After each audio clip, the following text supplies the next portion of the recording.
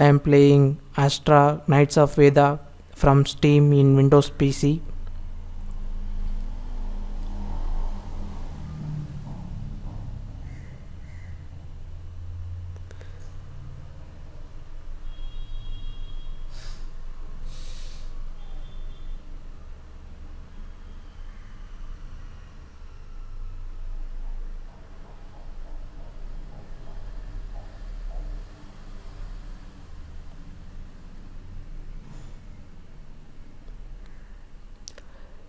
Failed to download version file. Download failed.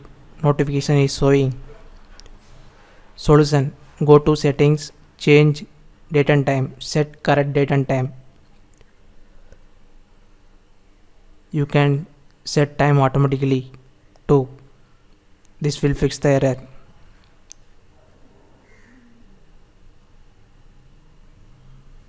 Subscribe.